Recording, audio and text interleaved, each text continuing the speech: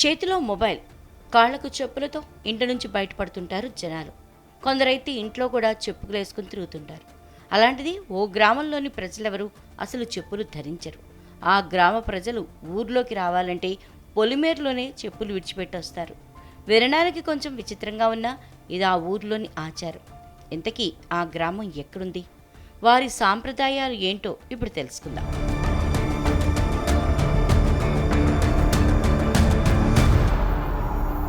ఆంధ్రప్రదేశ్లోని తిరుపతికి 50 కిలోమీటర్ల దూరంలో ఉన్న ఉప్పరపల్లి పంచాయతీ వేమన ఇండ్లు గ్రామంలో ఎవ్వరూ చెప్పులేసుకోరు.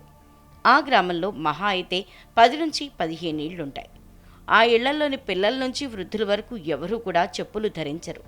ఆ గ్రామానికి కలెక్టర్, సీఎం వచ్చినా ఊరవతల చెప్పులు వదిలి రావాల్సిందే. ఇది వారి తాత ముత్తాతల కాలం నుంచి వస్తున్న ఆచారం. ఆ గ్రామ ప్రజల ఆరాధ్య దైవం శ్రీ వెంకటేశ్వర స్వామి. వెంకటేశ్వర స్వామిపై ఉన్న భక్తితోనే వారు చెప్పులు ధరించరు. బయట ఫుడ్ అస్సలు తినరు. ఎవరి ఇంట్లో నీళ్లు తాగరు. స్కూళ్లలో మధ్యాహ్న భోజనం కూడా ముట్టరు. బయట వ్యక్తులను తాకరు. ఎవరైనా వీరిని తాకినా వెంటనే స్నానం చేస్తారు. అలాగే ఇంట్లోకి వెళ్ళాలంటే తప్పనిసరిగా స్నానం చేయాల్సిందే. అటు అనారోగ్యంగా ఉన్న ఆసుపత్రులకు వెళ్లరు. ఇక నెలసరి మహిళల కోసం ఈ ఊరి ప్రజలు ఊరి పొలిమేరలో 2 గృహాలు నిర్మించారు. పీరియడ్స్ వచ్చిన మహిళల్ని వారం పాటు అక్కడే ఉంచుతారు. ఆ ఇంటి యజమాని వారికి వంట చేసి భోజనం అందిస్తారు.